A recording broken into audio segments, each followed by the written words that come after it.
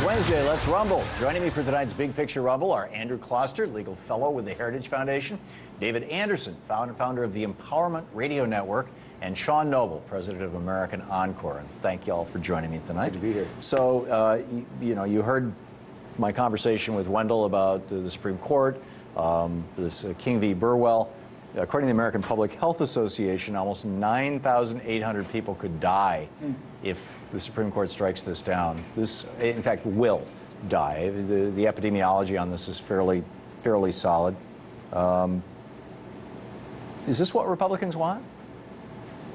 Andrew? Well, I think what dead Republicans... people? No, absolutely not, and I would question those numbers. That seems a bit bizarre. Well, Harvard Look, said there's that... only 5.5 million people, potentially, who are affected by the Supreme Court's ruling, and beyond that, I think what Republicans want is fidelity to the rule of law, not necessarily a particular policy When outcome. you look at uninsured populations, you have about 1 out of 100,000 uninsured people will die unnecessarily. That's just like... You can use that number anywhere in the world. So if you're looking at 5 million people, you're looking at 5,000 dead people. Okay, well, that's certainly not the number that was up there. But okay, do you want 5,000 dead people? No, absolutely not. And there are certainly a number of ways, and I'll leave it to other folks, but there are a number of viable alternatives to Obamacare. I think this is a golden opportunity, potentially, to look at more state-based reform and things like that. David? Do the Republicans want to slow this thing up? I mean, there's 56 different issues that they had, about it, and no real precedent or no real response to, the actual law. So, in my opinion, I think they are trying to, hold it up. But if you're going to hold something up, have an alternative.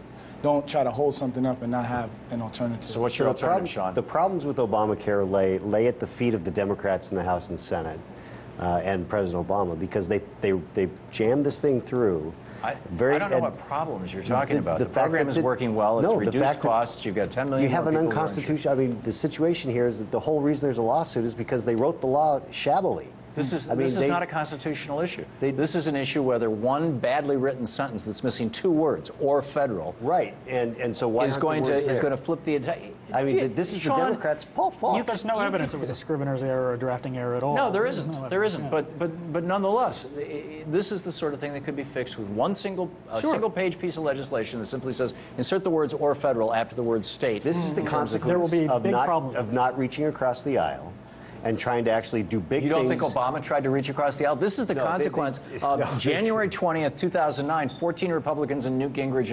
and Frank Luntz getting together for 4 hours at the Caucus Room restaurant while President Obama is dancing at the inaugural balls, swearing a blood oath to each other. Kevin McCarthy, Jeb Hensarling, Pete Sessions. Pete Sessions says, we're going to become the Taliban. Kevin McCarthy said, we're going to fight him on every bill. Destroy this president's legacy. He can't have a legacy. First black president, forget it. It has nothing to do with him being a black president.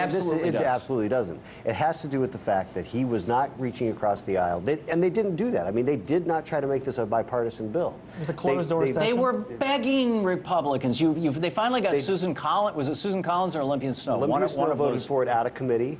And then they changed it again. I mean, this was one of the worst legislative processes. Oh, that's nonsense. That is absolute nonsense. They passed by reconciliation a draft bill that still had handwritten notes. That's why this is a problem, because they didn't do a deliberative process. That is not unusual, Sean, and you know that. It's a problem. It's very unusual to pass a draft piece of legislation. That's what the problem is. I'm convinced. No black man pass a law like that, man. That's what the problem is. Yeah, especially, I mean, look at who's the most famous guy in Canada? Who's the most beloved political figure in Canada? Tommy, Douglas is his name? The guy who invented in Saskatchewan back in the 60s, who invented their national health care system? Rob Ford. Rob Ford's infamous. But, okay, all right, let's move along. We've got other topics here to talk about. During the oral argument, this is the alternative. Okay, we already discussed that. In fact, let me just as a subset of that, Scalia was asked, what do you, or Scalia said, if we blow up Obamacare, Congress can fix this, which leads to the interesting question. Democrats, forget Democrats and Republicans, liberals and progressives brought us the American Revolution, brought us the end of slavery, brought us, the early stages of Reconstruction, brought us the end of apartheid in the United States, brought us the right of women to vote in the United States, brought us the 40-hour work week, brought us workplace protections, brought us the EPA, brought us, I can all go the through. Republican administrations, I might add. Many of them were, but they were The great all progressive Richard Nixon, right? well, actually, Richard Nixon today would be considered a progressive in some areas, but and that's my point. I'm wondering, every single one of these things came out of liberals or progressives. What have conservatives ever done for this country?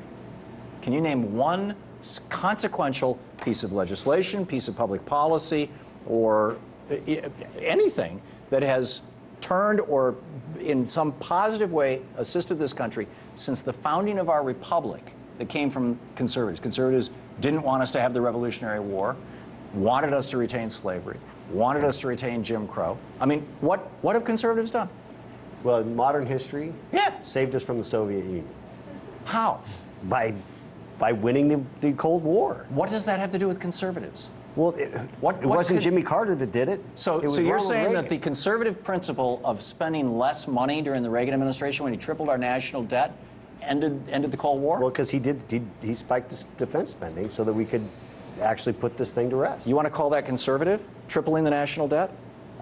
I think the defense spending, having strong defense, is conservative because Well, then it is why don't we go functional back? role of Why don't we go government. back to the Kennedy administration when, during the Kennedy administration, the CIA first predicted that the Soviet Union would be toast within 40 years. They were right. I mean, I was there. I went to Moscow. I lived on the East Berlin or on the East Germany border. I've been to both those countries, both the East Berlin and East Germany. It was falling apart. It was obvious to everybody it was falling apart. How can this is not? Okay, you say that's the one thing conservatives have done in 230 economic years. growth through tax. I mean, we saw with the conservative tax cuts that JFK put through, that the rising tide lifts all boats. Kennedy raised And then taxes. He actually had He raised marginal taxes tax on cuts. wealthy people. Go back and listen to the Kennedy-Nixon debates when Kennedy came right out and he said, I am going to raise revenue. I'm going to close loopholes. We're going to reduce the top marginal rate and close loopholes so people of my income bracket pay more. And with that more money, he went through the list. He said, we're going to put more money into education, more money into housing, and I forget the rest of the list, but he had like 5 things. It's all right there. Kennedy actually, and it wasn't Kennedy, by the way, it was LBJ at 64. conservative. But, okay, all right.